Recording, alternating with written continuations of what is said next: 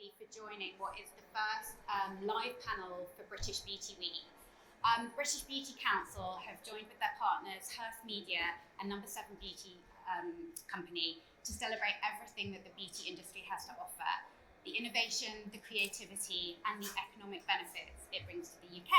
And best of all, we're all doing it in real life, so it's really nice to see some actual people in the room, and thank you so much to the panel for joining us.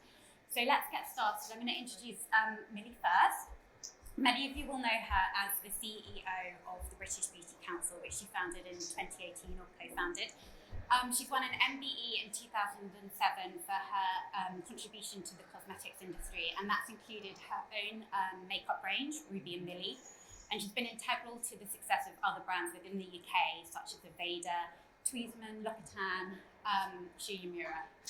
So thank you for joining us.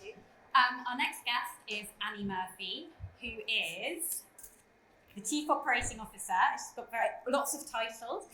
Chief Operating Officer of the Number 7 Beauty Company. And she's also an executive board member of the British Beauty Council. So she's got a unique overview of the industry in both the retail and digital space. And lastly, our last guest, Right Honourable Caroline Nokes, who's a Member of Parliament for Romsey and Southampton North. Caroline currently serves on the panel of chairs who oversees debates in Westminster Hall and is the chair of the Women and Equalities Select Committee. She's been trailblazing for fair recognition for the sector within government, and many of you will remember her powerful speech. So I think, Millie, we're going to kick off with you. You started the British Beauty Council in 2018 because you felt that the industry needed a voice and it needed recognition. And then obviously the pandemic hit, which none of us could have foreseen, and we needed that voice like never before. So can you tell us a bit about the British Beauty Council and how you've been raising awareness for the sector and the economic benefits it brings to the UK? So when we started the British Beauty Council in 2018, I think it was a personal frustration of mine that we didn't have the recognition as a sector that we wanted, partly because I've been in the industry for about 35 years. I'm the daughter of a hairdresser. You know, I don't think my dad ever felt that his occupation was well respected or regarded. And I just was sick of people looking at me like I was a stupid person in the room. That wasn't I didn't have the education or the degree to back up the work that I did. And it just sort of came about that I wasn't the only person that felt like that. There were a lot of other people that felt very frustrated about the sort of how people regard the hair and beauty sector. And we developed the British Beauty Council really to kind of be an advocacy group for the British beauty industry and to raise the reputation of the sector. And the first two things we did to really sort of to help that was to define the industry, so to come up with a really robust definition of what the industry was made up of, products, services. Was it tattooing? Was it, which I know has come up in our over the past 18 months, is tattooing actually part of the industry? Is it ingestibles? Is it, microdermabrasion, Botox? What is our industry made up of? And then what we did was we used the definition to value the industry. So we used an organisation called Oxford Economics that work a lot with government already, because we really wanted the valuation to be very well recognised and taken seriously by government. So you have to sort of almost use the organisations that they respect and they use themselves. And they use the definition to then value the industry. And, there were 6 months of sort of like panic of, oh my God, it could have been 4 million. No one knew really. And the valuation came back at £28.4 billion. So that was a party, wasn't it? We had a party July 2019. But then it was a good party because we had a good valuation. It could have been a not so good party if we didn't have a good Less champagne, more. Yeah, exactly. But it was a really great valuation, and it really kind of it gave us all, I think, the sort of the boost that we needed to kind of move forward with everything else that we were doing. And then obviously the pandemic hit, and thank God we had the valuation, because then Caroline could stand up in Parliament and say this is an industry that's worth almost £30 billion to the economy, made up of predominantly female business owners and female workers. So. And Caroline, you fought for that fair recognition and support within government. Why do you think the industry had sort of been overlooked compared to other industries that weren't? So, and you would expect the chair of the Women and Equalities Select Committee to say this. I'm sure a lot of that was driven by, and I'm not here to have a poke at colleagues or government, but it was driven by the sector I work in, which is pale, male and stale. And that's a harsh reality. And we all heard the sniggers in Parliament when Will Ragg, who with really good intention raised the sector, and that went horribly wrong for him. But I found that on a personal level, I raised the issue in a debate. I can't even remember what the title of the debate was. It was about the coronavirus measures, and I'd gone in there to talk about pubs. And as I went in there, my phone was pinging with, and I'm not going to divulge any secrets to any of you guys because you'll all look at my forehead. So Cindy, who does my Botox, sent me a text message and said, I'm going to have to cancel your appointment. Bang, who does my nails, cancel my appointment. Rena, who does my facials, cancel. And I was sat there to talk about pubs in a really foul mood, going, oh my goodness, this is all women who are phoning me, telling me that my appointment's gone, but worse than that, they can see their businesses going. And I'm surrounded in this place by a bunch of men who aren't going to understand this, and they're not going to recognise it. And thank goodness for Millie, actually, because I could scroll through an old email and go, hang on a minute, it's a sector that's worth nearly 30 billion quid. It's a sector that employs nearly 300,000 people, and guess what? The vast majority of them are women. So I have a platform here. I can talk about the women. I can also talk about it from a really personal perspective. I think most times I do manage to get up and declare an interest. And I always remember saying to my sister afterwards, I said, I'm about the least likely champion in Parliament for the beauty sector. And she went, oh, get over yourself, love. Have you looked in a mirror? And that's the stark reality, is that it needed people like me to suddenly wake up and say, look, let's talk about this from an economic perspective. Let's talk about it from a female employment perspective. And actually, let's also be prepared to bite the bullet and talk about it from a well-being perspective, from a confidence perspective.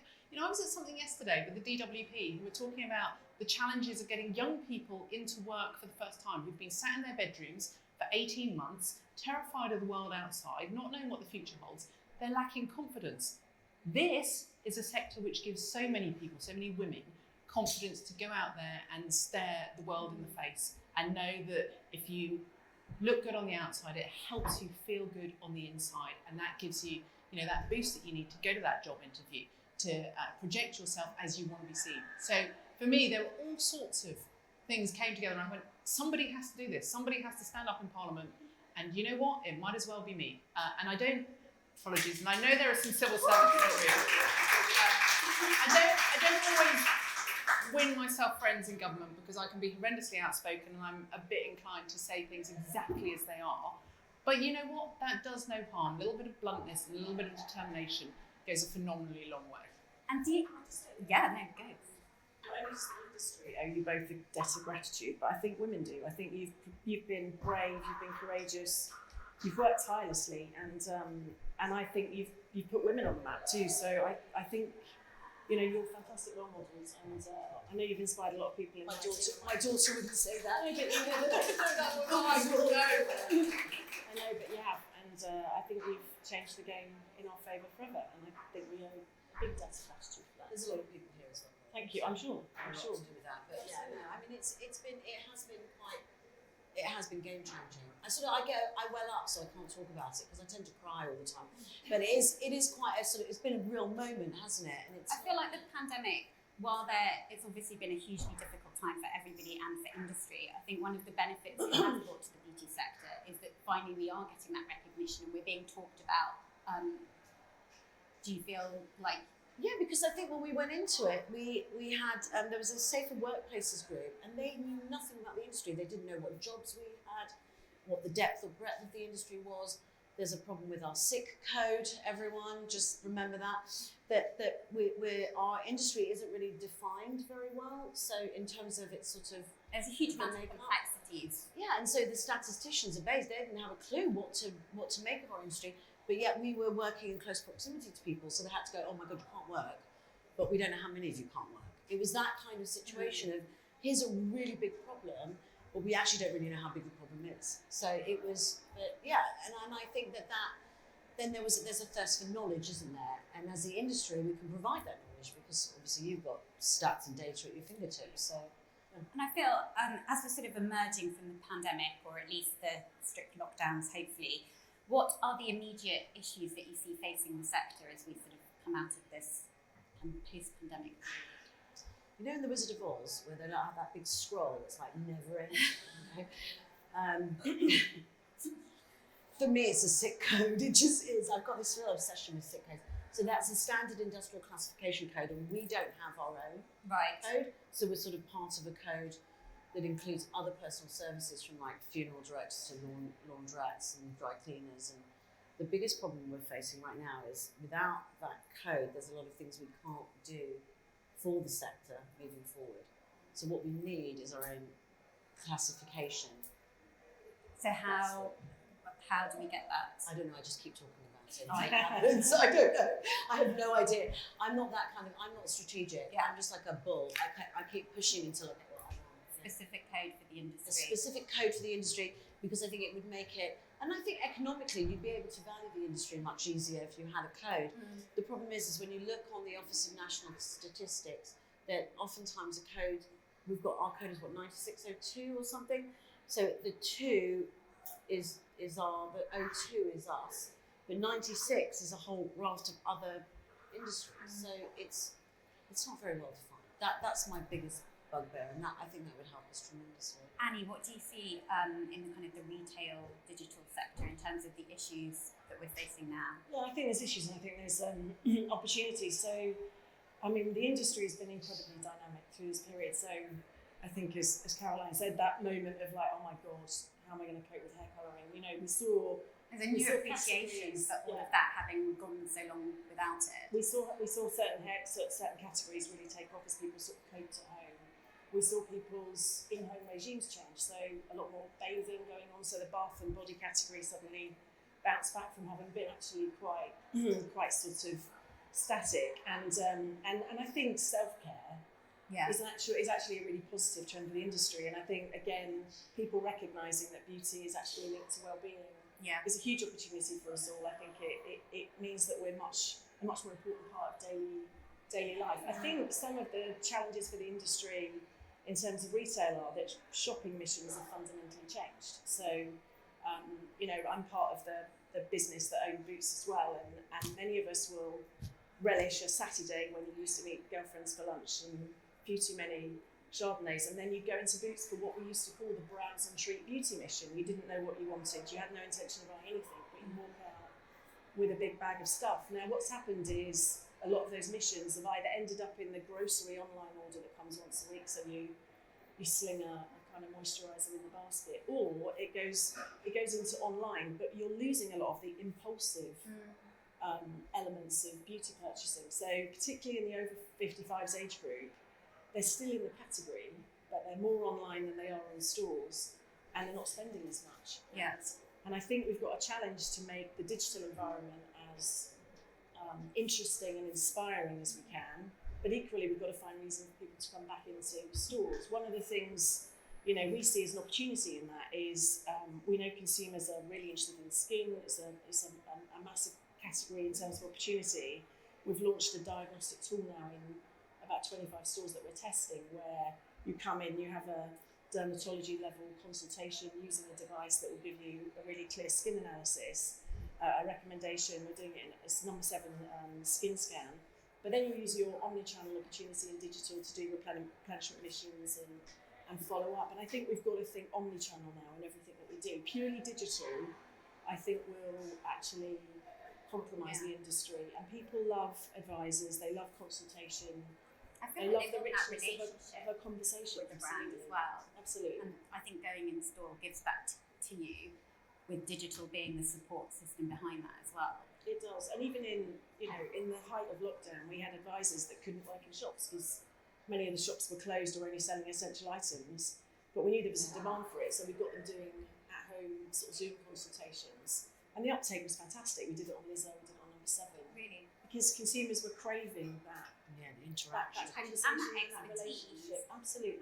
that's specifically tailored to them, which, while there is expertise online, of course there is, I think sometimes you don't know which bit of expertise to take for yourself because everybody's skin is different. I think that's really interesting.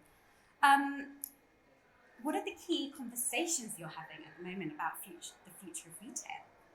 Yeah, I mean, one of them is obviously getting people back. It definitely is. So that whole kind of what's a really clear omni-channel strategy.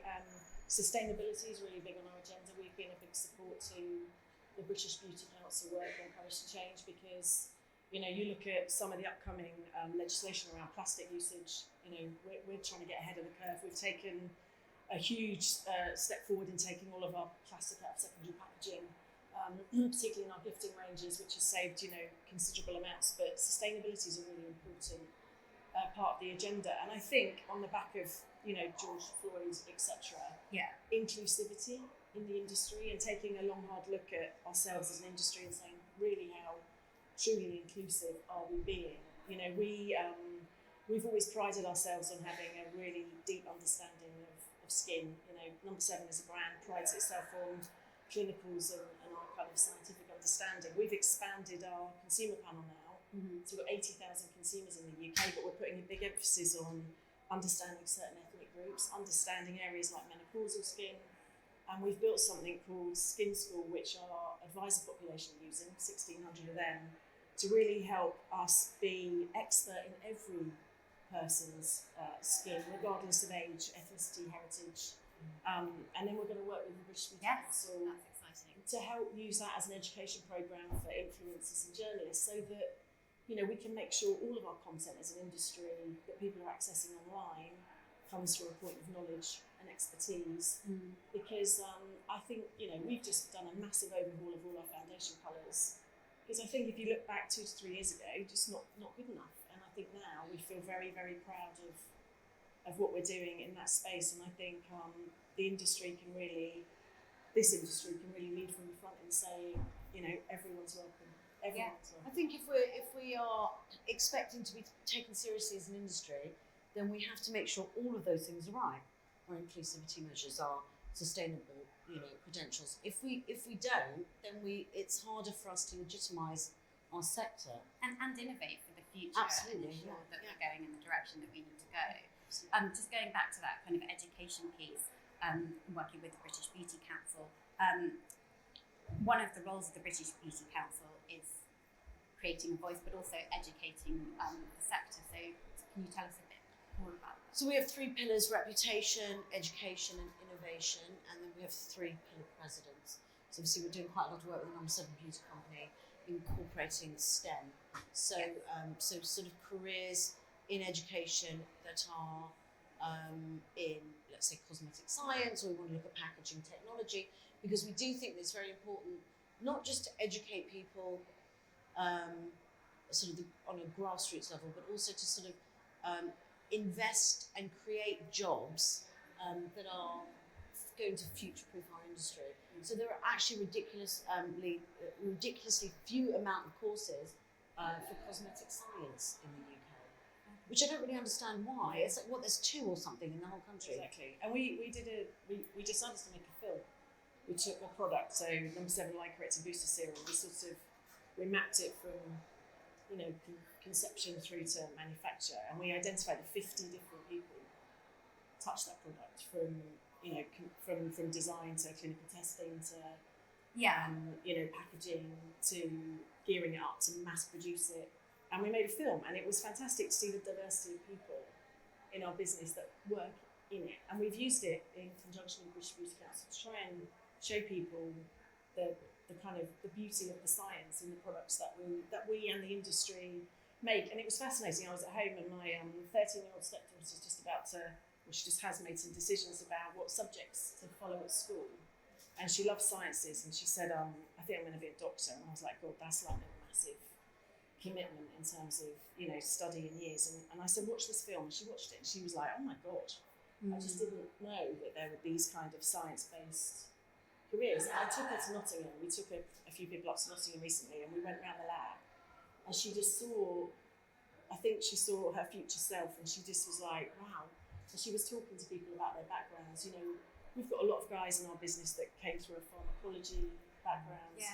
But we've got some fantastic young women who just luckily found out about cosmetic science careers and opportunities. So we just want to put it on the map, because can you imagine working in beauty and you know, they all said we work on products that we then go in a shop and sit on the shelf. And we always talk about the end product, don't we? Not the huge amount of background that goes into it. But even with, like, as you just said, luckily found out. And I think that's one of the things that really strikes home to me, is that it shouldn't be about luck. It should be about strategy and how are we making sure that, and I will be a bit gendered here, that young women going through school, college, university aren't finding out about careers by accident, but actually they're looking at something going, you know what, if I go and work in the beauty sector, I can do this, this and this, and you know what, my earnings could be significant, or alternatively I can end up working for myself. And I think that's the thing that really strikes with me, is that there are so many phenomenally entrepreneurial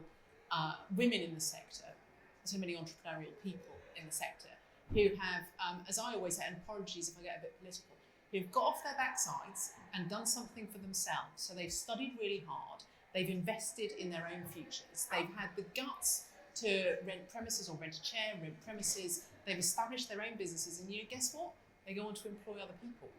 And it's phenomenally inspirational to me, and yet I will still hear some really senior people say to me, it's just beauty, at which point I lose the plot. It's just fluffy stuff that girls like. There is no just. And don't look at this as some sort of, lesser career. It's actually, I want this to be a country that's full of entrepreneurs who have the get up and go. And oh my God, some amazing marketing skills. And the thing that I learned more than anything else, and I say this to all my colleagues, is if you want to have an interesting visit afternoon out, go to one of your local salons, talk to the people that are working there, and then look at how that will be received on social media, because these guys do all of their marketing online nowadays, and whether it's Instagram, Facebook, you name it, and you'll suddenly discover that these are people who can network through word of mouth and through the power of social media, and they will be much better at spreading a message than you ever will. And they also look and go, okay, and off they all go, bunch of old men to go and get their fingernails done. I think it's really underestimated as well how beauty therapists, hairdressers, colourists, the science behind colouring hair is quite phenomenal, and I think that's very under. As many of us know, as many as over the past 18 months.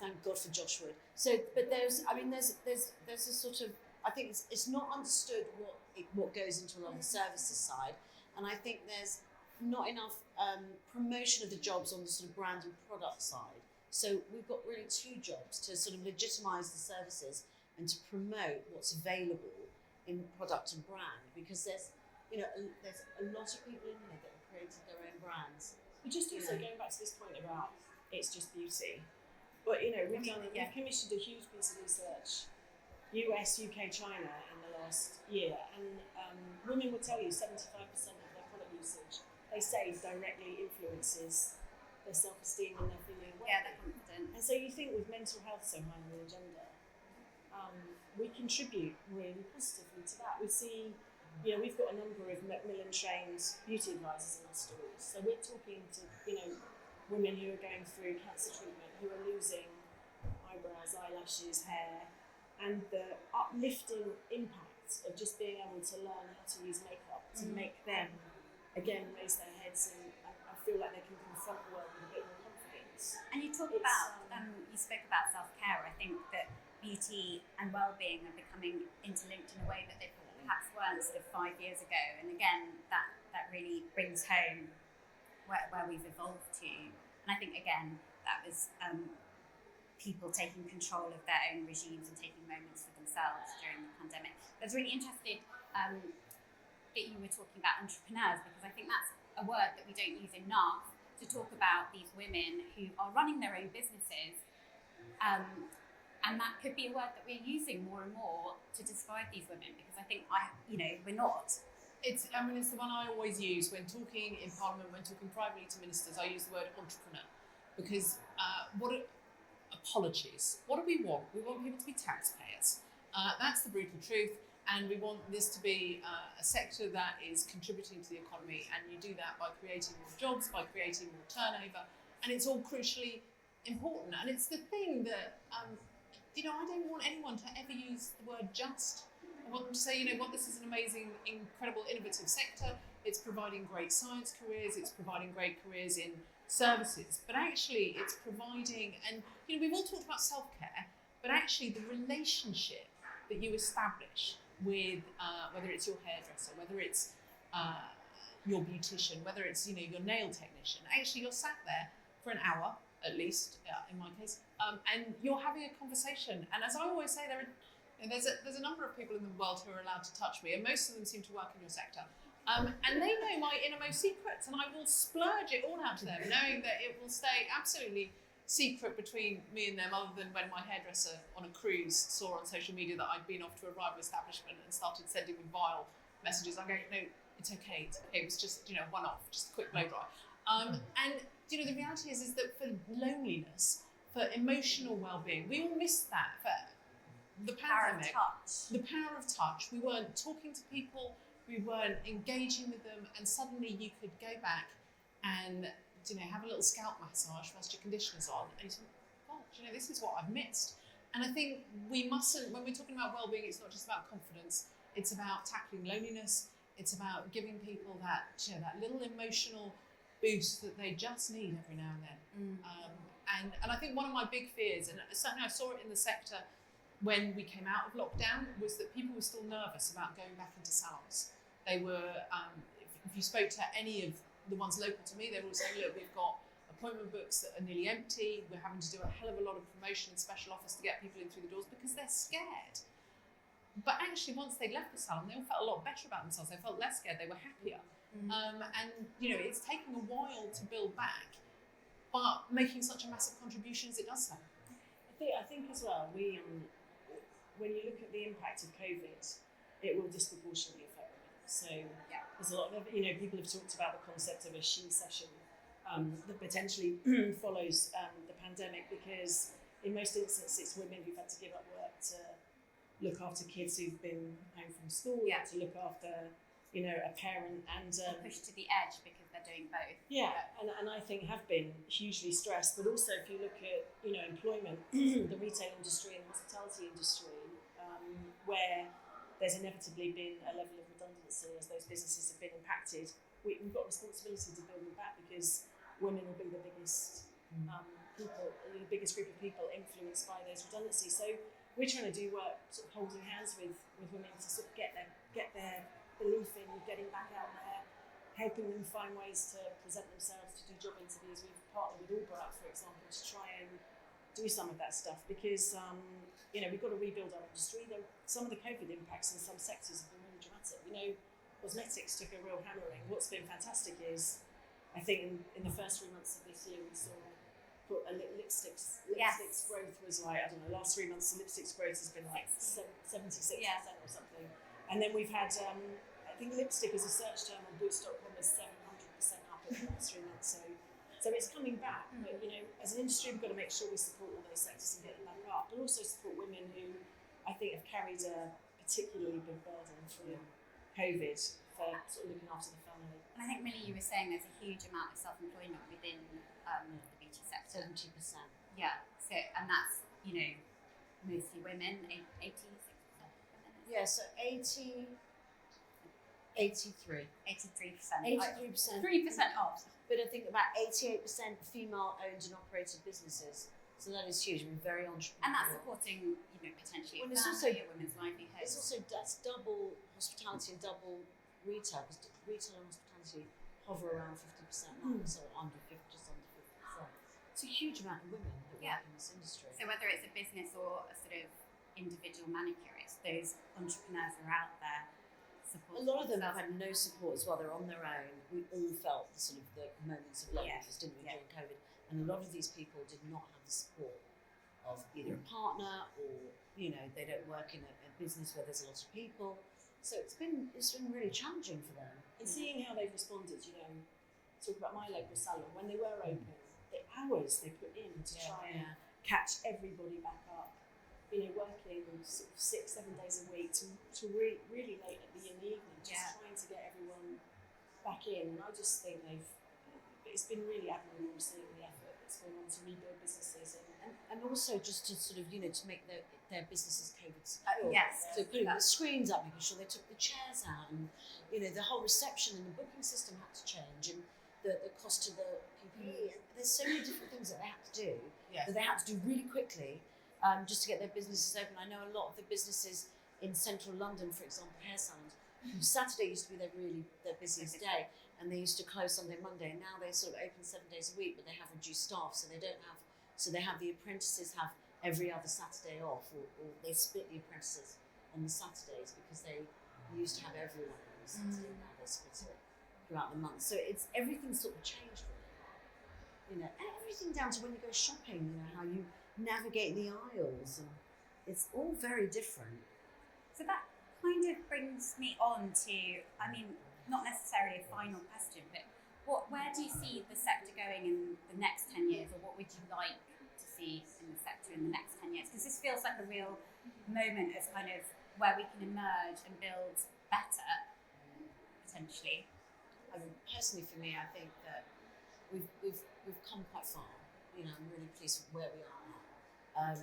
I would like to see our industry acknowledged for its contribution to people's well-being. I think that's, to me, the next critical thing. We've defined the industry, we've valued the industry, we've had recognition for our economic value or economic contribution. I think our sort of social contribution really needs to sort of be talked about more, because I do think you're right. Like hair salons, particularly for me, are pillars of community. It's where people congregate, and that's why it's called a salon. And we're all going back to that community. Yeah. I think post-pandemic, I think there's a more community feel in local areas. Perhaps there was. Absolutely, and talking about going back to the services, the minute I walked in the salon and somebody put their hand on my shoulder, floods of tears. I felt the same actually. Like as a mum, I guess I was just so used to being touched by tiny little kids that want something all the time. I had a massage and it was just like, wow, this is just kind of for me that I don't have to do anything at the end of this. I had a massage by an Argentinian guy who was really good looking.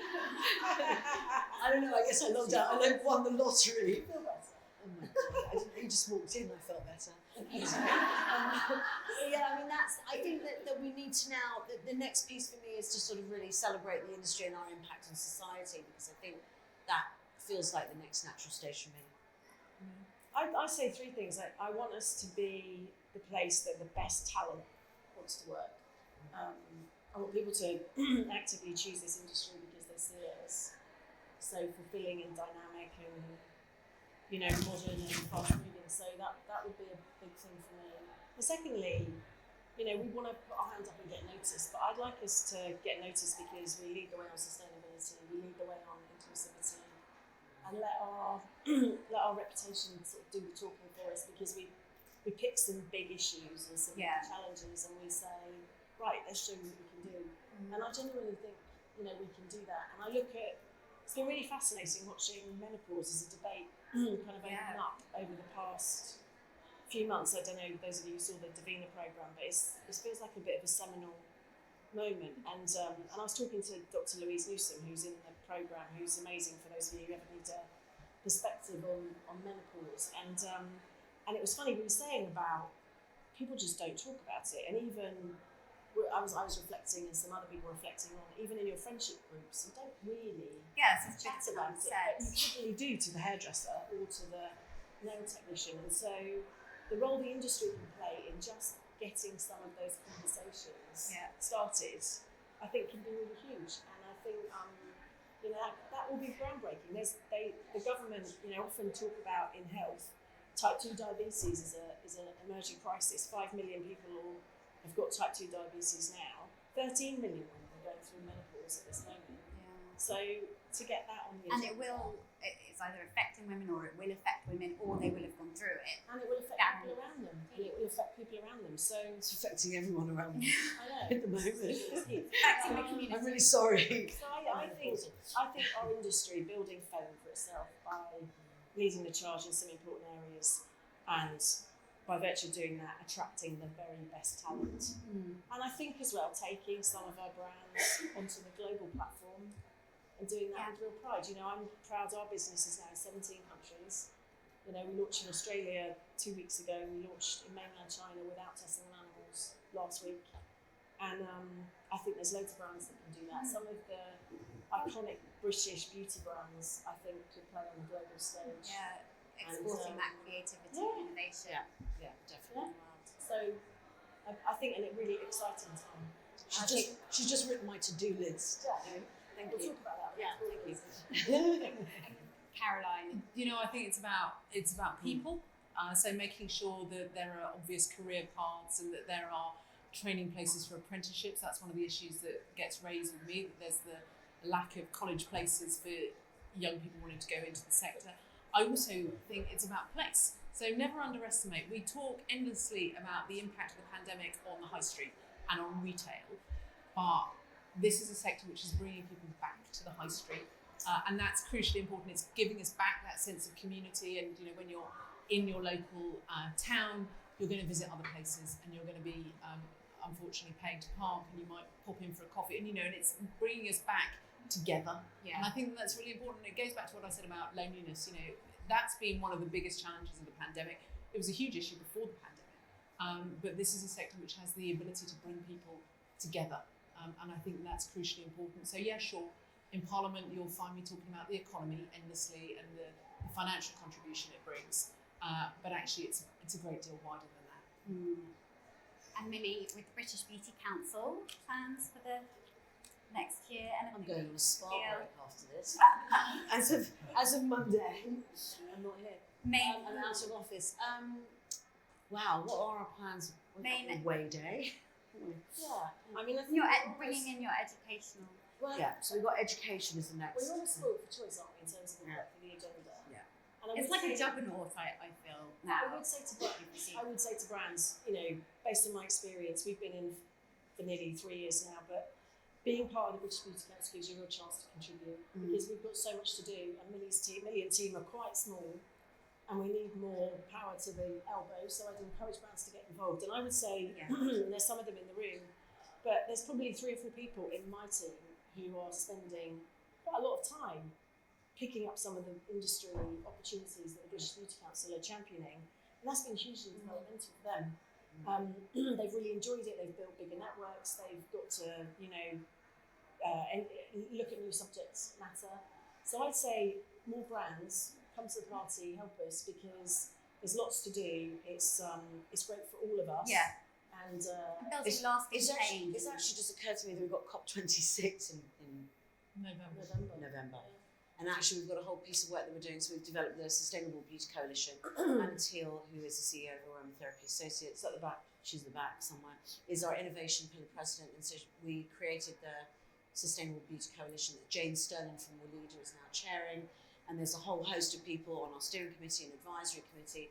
And we are, we've got some activity in Glasgow around COP26, possibly with a panel talk, some media outreach, and then I think windows in boots, some Sustainable Beauty Coalition windows, and just engaging on the sustainability conversation, which I think is really important. That's the most immediate thing we've got. but people, you know, brands, it's not just about money. It's about bringing your people to help move some of these things forward on behalf of the whole industry. And I think for those of us that have done that, I think it's been a really fulfilling exercise, and we'll continue to do more of it, and I invite more to join. And we couldn't do it without everyone being involved, because it is really, you know, a massive amount of collaboration that gets these things moving. Because there is so much to tackle, like you said. You know, we run diversity and inclusion town halls. We have the education pillar, where we're working on the science and beauty piece with skin science, skin physiology, and skin health, and there's a lot of work going on. I feel we're putting the foundations to shape the industry for the next 10, 20, 50 years. And the more people that get involved in that, the better that shape is going to look. And because I'm menopausal, I forget what I'm supposed to be doing tomorrow. So if you could all join and help, that would be really helpful. Because I really couldn't even remember it was COP26 in November. So I feel we're kind of drawing to an end. I don't know if we should throw out Any questions? whether we were Why going not? to do that. Does anybody have any questions for anybody on the panel? Just in case you want to know, I've got my shoes at they're Gucci. Because that was going to be the first question. I just knew that was going to. We'll just get that one out of the way now. I think somebody in the back there. Do you think there is a big difference between UK market and European market in terms of cosmetics, consumer habits? I think it's really important as a brand owner that you invest. My leader on insights is at the back of the room, so he's going to come to me after this question's answered and say, give me more budget, because I think it's really important that you invest time in understanding the local marketplace, understanding local conventions. You know, we've just launched Soap and Glory in China. It's taken us a really long time, not because we've changed all the formulations, but just understanding pack copy, positioning. You've got to get into a market and you've got to really understand it. That said, there are definitely some, when we've done a lot of insight, there are some trends which you'd say are truly global. You know, sustainability is a global trend, wellness is a global trend, anti-aging is a global trend, but I think how you then execute against it in the local market has to take account of, you know, local, you know, cultural factors. I think that's really important. I think it's a big mistake to just go and, you know, cookie cutter. Most of the big global companies, I think probably 70% of their range in places like China would be unique to the region. And I think therefore that's an important consideration for brands. That's a lot. Because I'm surprised by that. because you have to understand some of those norms. Now China's a kind of quite an extreme, you know. Germany probably not so much, but you do have to think about it. Yeah, absolutely. And you know, I love in the UK if we had the same skincare regime that an Italian or a French woman would, where it starts at a very young age. In Britain it happens, it kind of comes in way too late. So we want to learn as well about how we foster some of what have become cultural norms in other parts of Europe here, because it will help the industry. So, but I think tread carefully, invest in insight would definitely be something I'd recommend. So. Anybody else? Okay.